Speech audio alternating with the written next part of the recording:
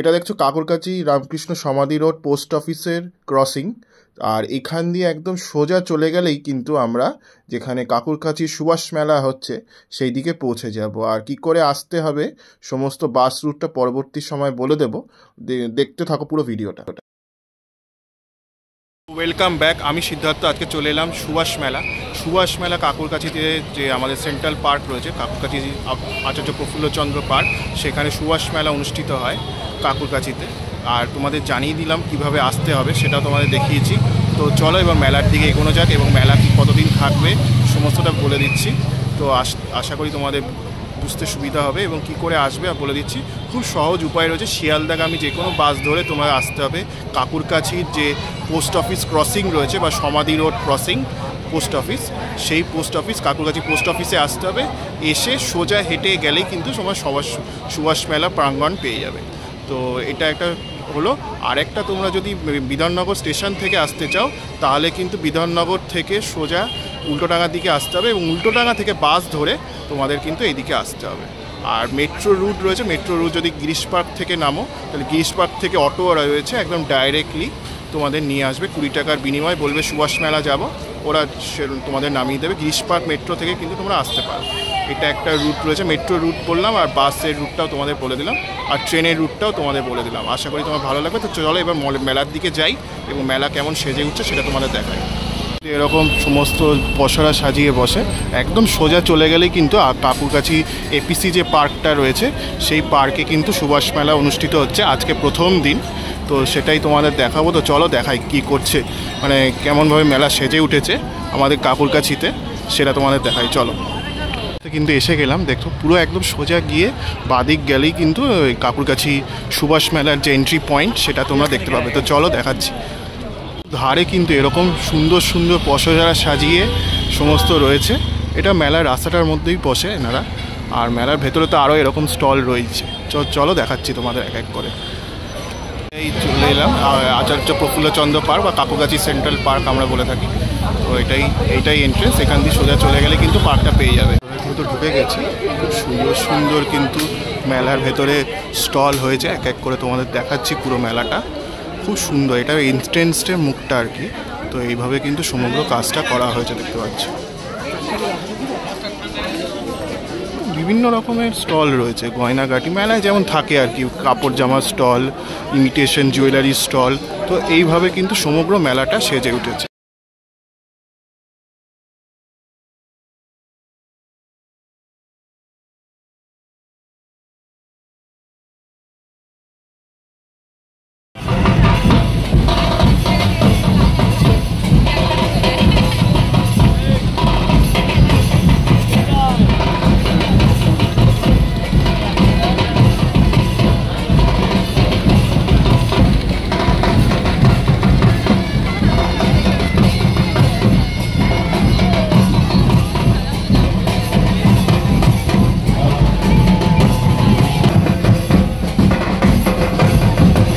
উদ্বোধনী নৃত্যটা চলছে।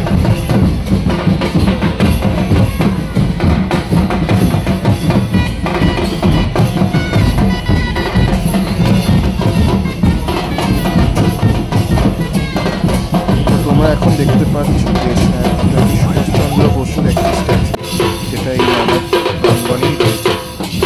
একটা স্ট্যাচুটা কিন্তু আমরা শ্যামবাজারের 5 নম্বর মোড়ে দেখতে পাই।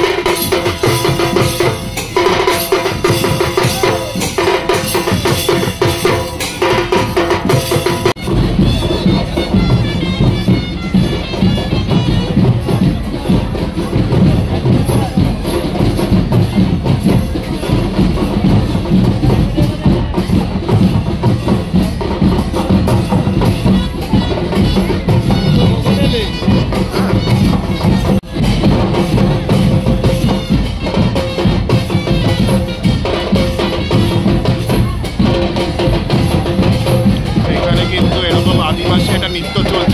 পাচ্ছ। এইভাবে কিন্তু সমগ্র আদিবাসী নৃত্যটা উদ্বোধনী অনুষ্ঠানে চলছে, দেখতে পাচ্ছ আমাদের সুভাষ মেলা।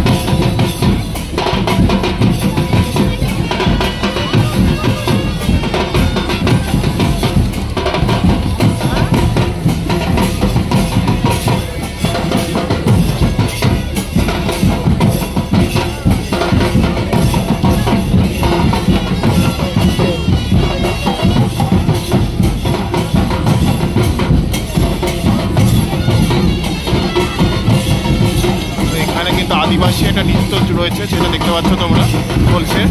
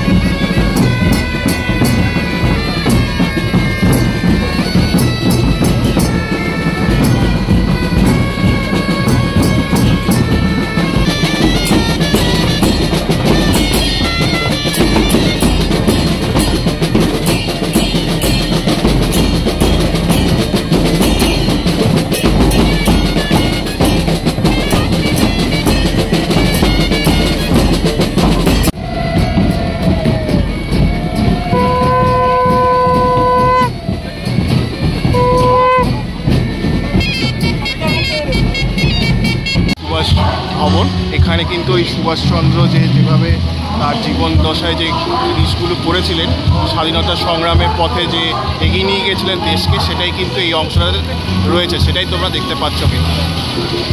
কিন্তু সুভাষ মেলার মানে নেতাজি সুভাষচন্দ্র বসুর যে জীবন কাহিনী সেটা রয়েছে, যেমন এখানে লেখা রয়েছে, দেখতে পাচ্ছ, মাতা প্রভাতী দেবী কোলে আলো করে উড়িষ্যার কটক শহরে নেতাজি সুভাষচন্দ্র জন্মগ্রহণ করেছিলেন, সেটা কিন্তু এই ছবির মাধ্যমে কিন্তু এখানে তুলে ধরা হয়েছে, সেটা দেখতে পাচ্ছ।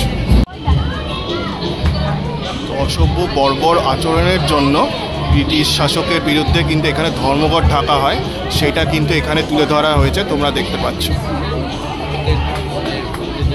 জলে বিদায় দিলেন মানে নেতাজি সুভাষচন্দ্র বোস, এখানে লেখা হয়েছে সুভাষচন্দ্র বসু কর্নেল হাবিবুর রহমান জাপানি বিমানে রওনা দিলেন ভারতবর্ষের অশ্রু জলে সবাই তাকে বিদায় দিয়েছিলেন, সেটাই কিন্তু এখানে তুলে ধরা হয়েছে। হাবিবুর রহমানের সাথে কিন্তু দেশ ছেড়ে চলে যাচ্ছিলেন, সেটাই কিন্তু এখানে তুলে ধরা হয়েছে, তোমরা দেখতে পাচ্ছ।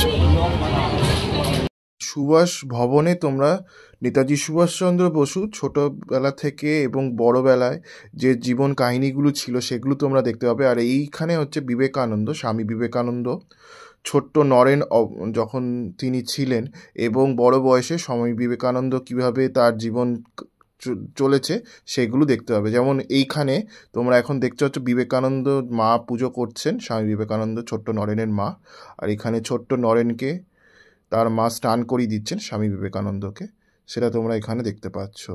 তার পরবর্তী সময়ে দেখতে পাচ্ছ হচ্ছে ছোট্ট নরেন ভিখারিকে কাপড় দিচ্ছেন, সেটা তোমরা এখানে দেখতে পাচ্ছ, দান করছেন। আর এখানে ছোট্ট নরেনের পাশে দাদুর সাথে বসে ছোট্ট নরেন বই পড়ছেন। আর এখানে ছোট্ট নরেন একজন মানুষকে সেবা করছেন, সেটা তোমরা দেখতে পাচ্ছ। এখানে প্রথম স্বামী বিবেকানন্দ পরমহংস রামকৃষ্ণ পরমহংস দেখতে পান। আর এখানে হচ্ছে তারা দুজনে মিলে কথা বলছেন, স্বামী পরমহংসদেব এবং বিবেকানন্দ।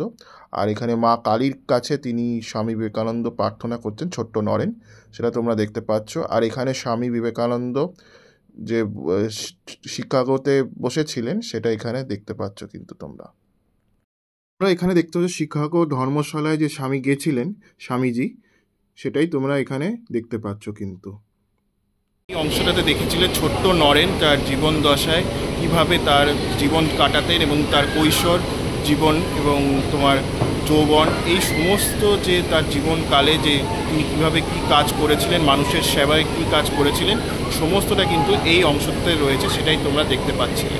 তো এই এনক্লোজারটাতে কিন্তু স্বামী বিবেকানন্দ তার জীবনকালে যেভাবে কী কাজ করেছিলেন সমস্তটা কিন্তু এই অংশটাতে রয়েছে, সেটাই তোমরা দেখলে।